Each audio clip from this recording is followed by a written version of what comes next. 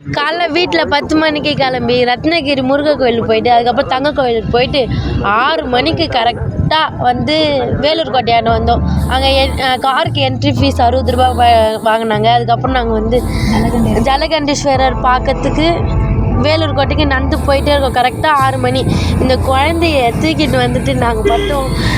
Phone பார்த்தா பிடுங்குறான். இந்த வயசில் ஃபோனு குத்து கேட்டு வச்சுக்கிறாங்க. ஃபோனு அப்படியே பிடுங்கி உள்ளே போயிட்டு ஃபஸ்ட்டு கேட்டு போயிட்டு 3 இது வாசல் இருக்கும். ஃபஸ்ட்டு வாசல் 2வது வாசல் போயிட்டு அங்கே ஒரு சின்ன குளம் இருந்தது 2வது வாசல் தாண்டதுக்கு முன்னாடி.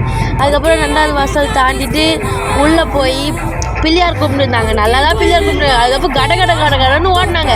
சாமி பக்கத்துக்கு ஓடினாங்க. பார்த்தா யூடர்னில் ஓடினாங்க. எங்கே போனாங்க பார்த்தா சாப்பாடு வாங்க லைனில் நின்ட்டாங்க.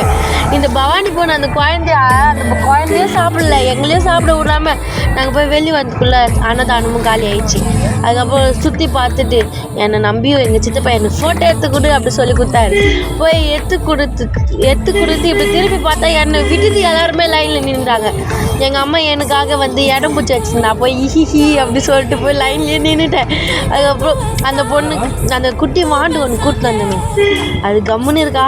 அந்த கேட் என்னை நிற்க வை, நான் நந்தே ஆகணும்னு சொல்லிட்டு நாங்கள் அடம் பிடிச்சிட்டு இருந்தா. எப்படியும் நிற்க வச்சு உள்ளே போனோம். ஒரு சின்ன வாசலில் வந்து சின்னதாக நாகலிங்கம் மாரி வச்சுருந்தாங்க. சைடில் ஃபுல்லாக கல் இருக்கிற எனக்கு அந்த கோயில் ரொம்ப பிடிச்சிருந்தது.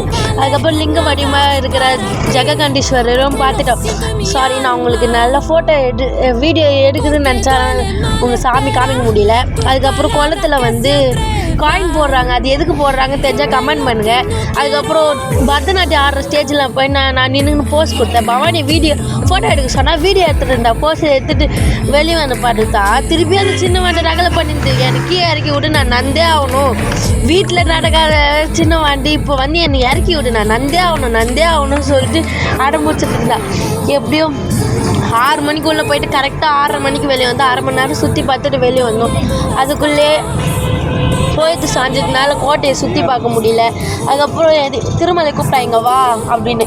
அங்கே போய் பார்த்தா அந்த செகண்ட் கேட்டு முன்னாடி ஒரு குளம் பார்த்தல, அங்கே வந்து குட்டி குட்டி மீன்லாம் மேலேயே மிதந்துது. ஆனால் லைட் வெளிச்சத்தில் வந்து தெரியல. அதுக்கப்புறம் எங்கள் சித்திக்கு அந்த குட்டி வாண்டை பிடிச்சி இழுத்துட்டு போனாங்க. சரிவா நடக்கணும்ல, எங்கள் கூடயே நட அப்படின்னு சொல்லிட்டு இழுத்துட்டு போனாங்க. அவன் நடந்தாலும் நான் தனியாக நடக்கணும் எங்கள் சித்தி. அதுக்கப்புறம் கோயில் காராண்ட போயிட்டோம். அதுக்கப்புறம் நவஸ்ரீ என்ன சோகத்தில் இருந்தது சோகமாக இருந்த நவஸ்ரீ பவானி ஆடு காமிச்சின்னு இருந்தா. நவஸ்ரீ காமிக்க அதனால நானே போய் கை வச்சுட்டு ஹார்ட்டு ஃபில் பண்ணிவிட்டு இந்த வீடியோவும் ஃபில் பண்ணி முடிக்கிறோம்.